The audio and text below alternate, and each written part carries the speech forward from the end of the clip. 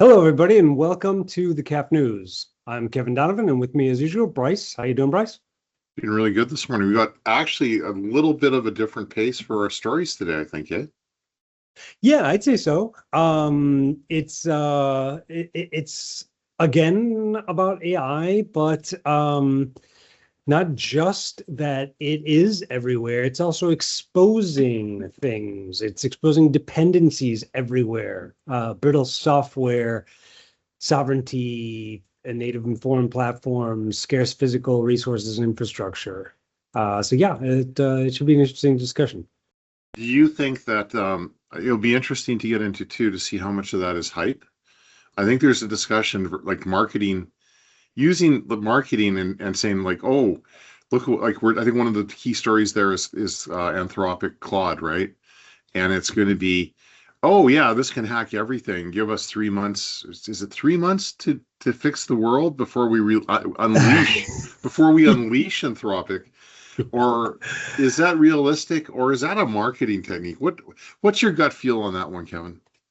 Yeah, that's an interesting story to lead off with. Anthropic's mythos, if you want to use the Greek pronunciation, or mythos. And yeah, what is reality here?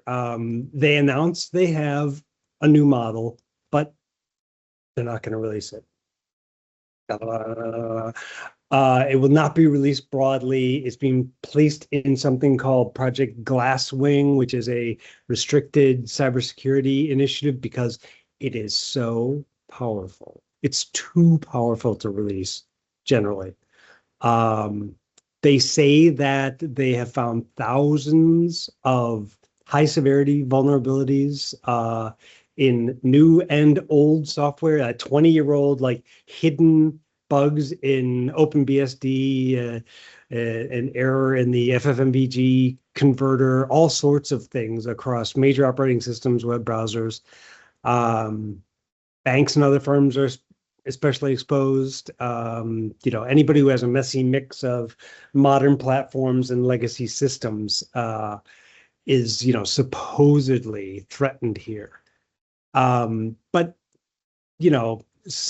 mean, yeah, Is three it's kind months of a question. enough, Kevin? That's the real question. If there is a loophole in your company and you got these legacy systems, yeah, I don't see 3 months. I mean, it seems like a good marketing window, not a really good window to get in front of the curve here. And that Well, raises a broader question, yeah. like how much of this do we need to architect going forward? So now, I'm building my architecture, building my infrastructure platform, whatever. Now I need to start to really consider hardening it in a way that I've never thought of before to deal with future uh, AI Yeah. attackers. Yeah, that's an interesting point and something that maybe is useful from all of this discussion. Your first point about, okay, so they're, shuttering it for 3 months, is that could be enough to do anything? 100 days, I think it is, to harden infrastructure. Um, and they'll be able to find and patch some bugs, but some of the interesting capabilities that they say it exposes is maybe it finds one small bug that on its own isn't really much to exploit, but then four of them, they could be chained into a real attack vector. And of course, then the question and you know, what would be relevant for our community here is this is more of kind of like an architectural fragility story. Vulnerability discovering could be scaling faster now than you could possibly remediate. So instead of like one huge exploit, it can find chains of small weaknesses across interconnected systems. And that could be difficult to impossible to discover. So it's very likely that people should use it when it is released, if they can, within their walls and be looking at and looking for these kinds of chained exploits that are hard for humans to kind of fully understand and certainly find and remediate. With the chained exploits, that really raises an interesting question to me about whether social engineering will also benefit from understanding this? In other words, can you chain technical exploits, put that with social engineering, and really have like a smashing attack vector for the cyber criminals? Yeah, yeah, interesting. Right, right. A sort of human in the loop in the bad way, AI assisted exploits. Yeah, Certainly could be. Yeah. And interesting. now, in many ways, security debt is, yes, of course, architecture debt. You need to be looking at these things in a whole new way with a much more powerful lens. It And would then the other seem. question that comes out of this with vibe coding, do you find that you probably do a little bit more than I do? So I'll put the question your way, Kevin. Do you find that with vibe coding, there's enough attention to security details in the code that's generated from tools like Claude? So on the flip side, are they being tight enough to deal with their own next generation AI? Yeah, I mean, no, not necessarily. I think it needs to be part of your routine. It needs to be instructed to look for these things and to be aware. So yeah, if you're just, like any of most of these tools, they're producing very happy path, proof of concepts, and they're not checking corner cases. They're not checking bugs. So yeah, you need to build that in, and make that a part of, of the prompting and the agents that you're using. So yeah, it's a really good question. It's interesting, is this reality? Is it the dangerous model? Or, as many people are also saying, is this kind of, is it reality or is it theater? Um, Yeah. it could be just brilliant marketing. I mean, take nothing from them. They are firing on all cylinders at Anthropic, but they've done this kind of thing previously, even when Dario and his sister were at OpenAI. A very early ChatGPT model was, said that I forget what the danger was, but that it could maybe it could find and reveal and dox people or something like that. But and this was like a 3 point Did something did the model. fear materialize And though? no, it didn't really No, yeah. materialize. No. So it's like, is this a really good way to market your latest and greatest? Yeah, it is. So it could be, hype, it could be theater, clever go to market. And if things were, if 50% of the software the internet runs on is truly vulnerable, it would take a longer time than a 100-day window. So that may be kind of performative, but the truth is probably somewhere in the middle.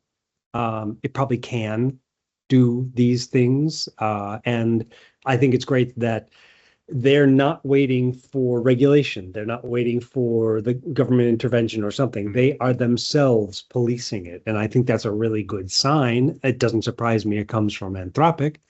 But yeah, apparently OpenAI is looking at their next Spud, I think is the code name. I don't even know.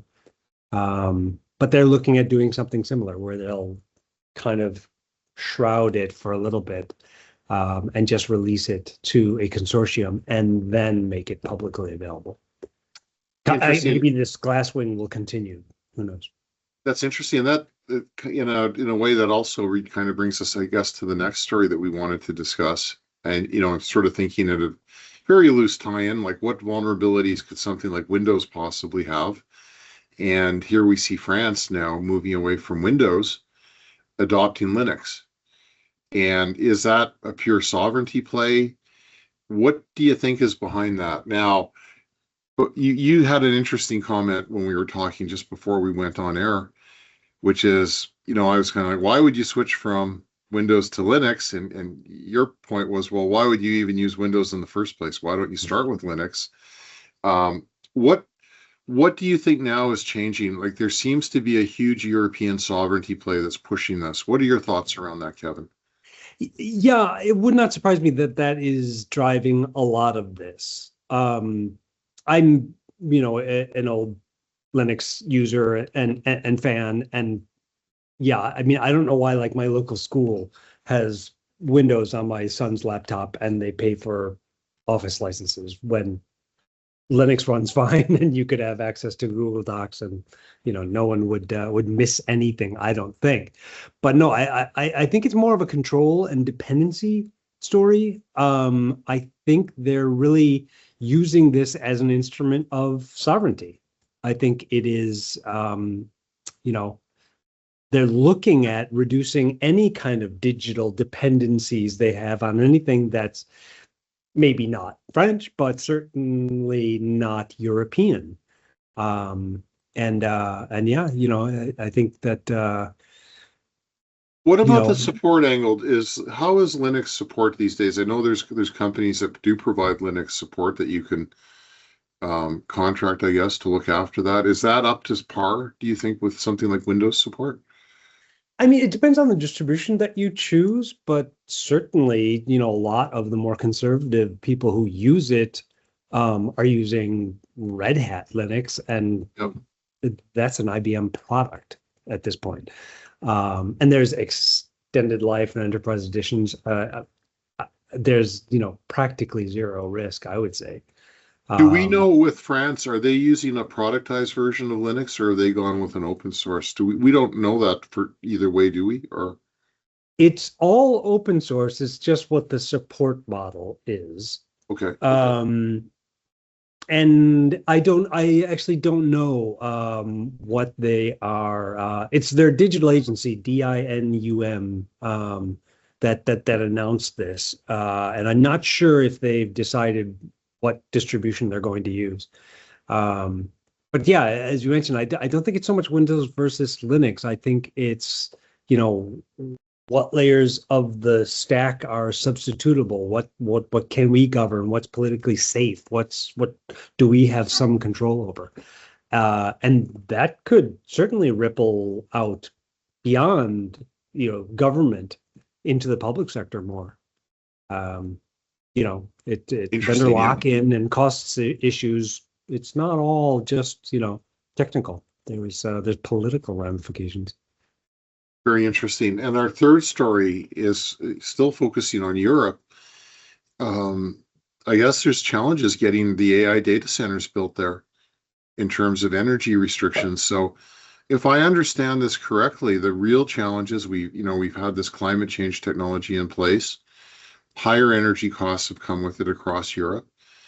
And now, building AI data centers, is that competitive? And the answer is probably not as much as we would like yet. Yeah, it's interesting. There are two very different kind of attitudes and approaches on either side of the pond. Not that will surprise any of our viewers, but you hear and see stories of places just bulldozing ahead in Arizona and building these data centers. You could fit 5 soccer fields inside of. And then, in the UK and in the rest of the EU, there's a lot of projects being paused. Not just citizen, but also investors pressuring about, water use, power usage. There's a huge, Nebius is building a huge AI data center in Finland, which should have, some access to sustainable power. But yeah, regulation, number one, and high energy costs, number two. There's growing resistance around these monster sites, and people want lower cost energy, renewable power to be used. Finland might be a great spot for these things. But then, there's also space. So we actually didn't. There's also space, and it really seems that the ESG side of this conversation is being challenged by the need for pure raw resources. But at the same time, when you talked about the data center in Arizona, in North America, that's also a challenge. Is a lot of data center sites need, like, from what I understand, they're going through trillions of liters of water right now, and to cool them, and that's becoming a blocker. And it really raises the question. It's something we should maybe reach out to Lisa Pratico from our sustainability group and see what they think of this, what's happening.